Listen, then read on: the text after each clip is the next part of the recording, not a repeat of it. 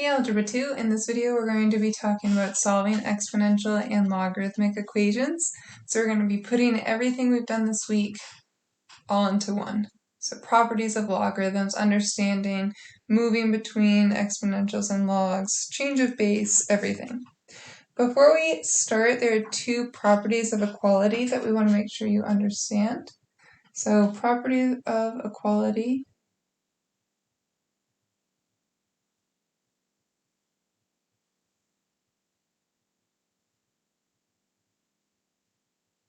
for logs and exponentials.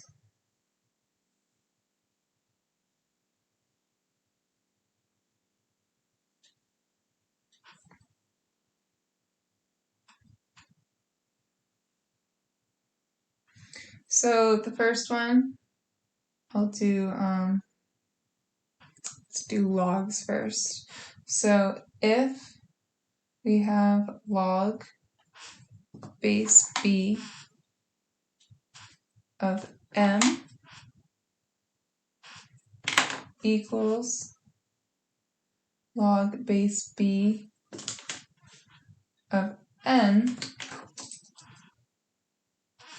seems kind of intuitive, then m equals n. So pretty intuitive. If log base b of this is equal to log base b of that, right, they have to be equivalent.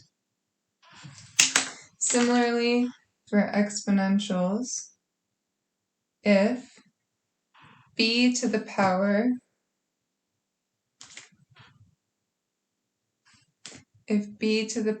of m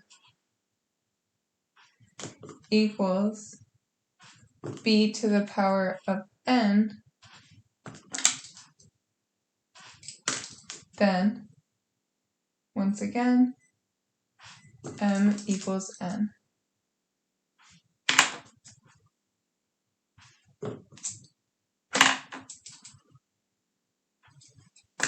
Okay, so these two properties are really helpful and useful when we are solving exponential and logarithmic equations. So we're going to do 3 examples in this video. The first example I would like us to do is solve for x, and I'm going to give, let's do log of 9. We'll just stick to base 10 for these examples. Log of 9 equals log of x plus 2 minus log of 8. It might be helpful for you to write what I'm doing off on the side, so maybe write the steps out so you remember them. So what we're going to want to do for a problem like this is we want to combine this side so it's in logs, or just one log, right? So we want to rewrite the right side as a single log, because if we can, then we can use our property of equality. So I'm going to bring down the left side, just log of 9. Then on the right side, because I have one log and I'm subtracting another log and they both have the same base, that's the quotient property of logs. So I'm going to rewrite this as log of x plus 2 in the numerator over 8. And now at this point we can use the properties of logs, because we have log base 10 of 9 equaling log base 10 of x plus 2 over 8. So now I can just say that 9 is equivalent to x plus 2 over 8. And now we're just going to solve for x. So I'm going to multiply both sides by 8 to get 72 equals x plus 2 and subtract 2 from both sides. So that means that 70 is equal to x. And that's our final answer.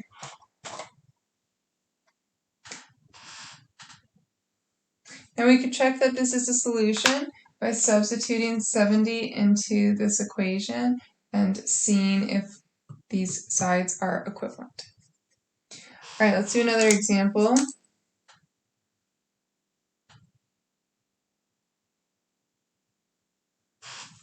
Let's use the other property of equality. So again, I'm going to solve for x, but let's do 25 to the power of 3x plus 4 equals 5 to the power of x squared plus 9x plus 10. All right. And what we're going to want to do is these currently are different bases, but hopefully when you see 25, you're like, wait a sec, I could rewrite that, and you want to. So we're going to rewrite this, just this, with a common base. So I'm going to rewrite this as 5 squared. And then that squared is going to be multiplied by the current exponent, which is 3x plus 4. This side is going to stay as is. And now that we have a common base, we can use the property of equality for exponents and set the exponents equivalent to one another. So on the left side, I'm going to have 2 times 3x plus 4 equals x squared plus 9x plus 10. I'm going to distribute the left side, so 2 times 3 is 6x, and 2 times 4 is 8.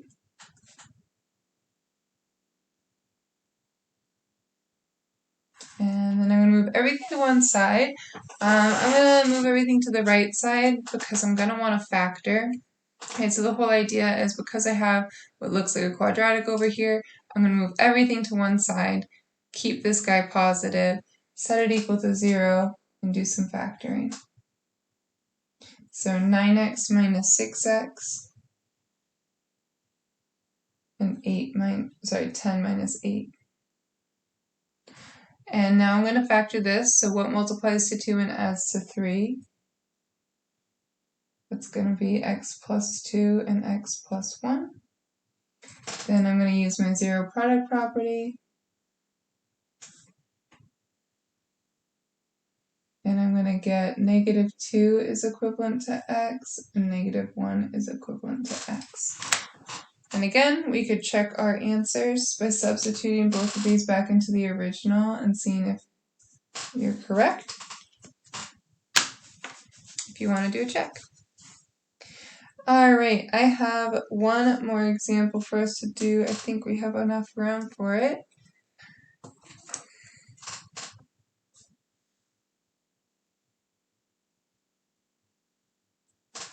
All right, so for this example, we're again solving for x. And we're going to do 2 to the negative x plus 7 equals 3 to the negative 8x. Now you might be thinking, I can't do this because they have different bases. And you're correct, they do have different bases, but you can do something. So math, remember, is all about manipulation and doing things so that we can force the problem to, go in our favor. But everything has to be legit. So one thing we can do here is we can just take the log of both sides. So I'm going to do base 10, so I can use my calculator if I need to. I'm going to take the log of the left side, and I'm going to take the log of the right side. You have to do both sides because we need to keep it balanced. Now I can apply my properties of logs, right? So I've got an exponent for both of these. I'm going to use my power property on both sides and rewrite this as negative x plus 7 times log of 2 and negative 8x times log of 3. Now, we want to solve for x, but we have an x on both sides, so this is where it gets a little bit tricky. We don't want to divide by negative x plus 7 because then we'll have an x in the numerator and denominator. So what we actually want to do is distribute this log of 2. So I'm going to have negative x times log of 2 and plus 7 log of 2.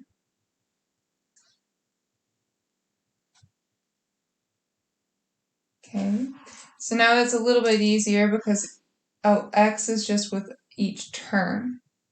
So just like normally with algebra, we want to get our x's on one side. The problem is they're currently being multiplied by a log, but we'll take care of that in a second.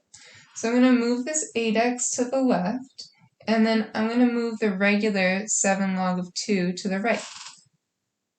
So this is negative x log of 2 plus 8x log of 3.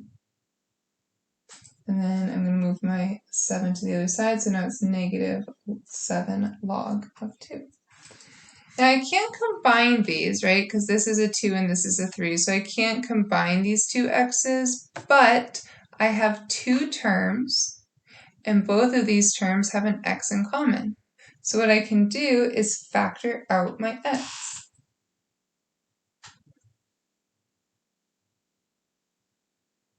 And when I factor it out, right, negative x divided by x is negative 1, so I have negative log of 2 plus 8 log of 3, right, the x is divided out. And now, oops, I got rid of my 7, sorry.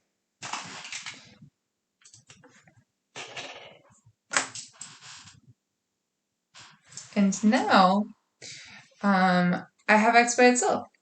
Well, almost. But I only have one x, and that's important because now to get x by itself, I'm going to divide both sides by this. So x equals, on the right, I have negative log of 2, so it's going to be my numerator, and I'm going to divide this by negative log of 2 plus 8 log 3. Log of 3.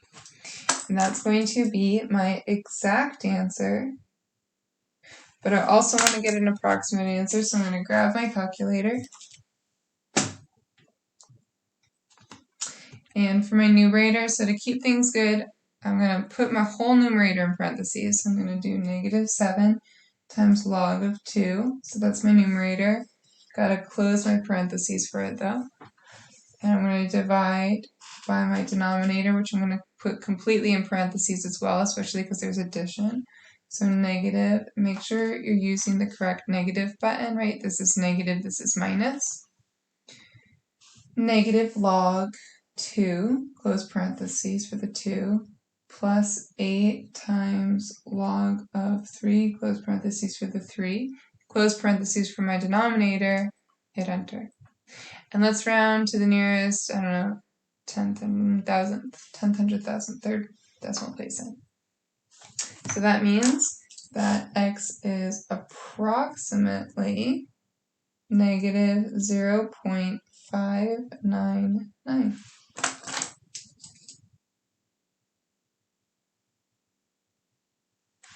Alright, and like I said, I think this problem's a little bit more challenging because there's things that are less intuitive if you're, I don't know, depending on your math level.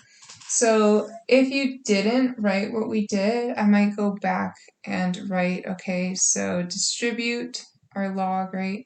Maybe show the arrows if that's something that helps you, and get x's on one side, factor out x. So maybe go back and list those steps. But here is our exact answer, which we should always include exact. And then if you're allowed a scientific calculator, use your scientific calculator to get your approximate answer.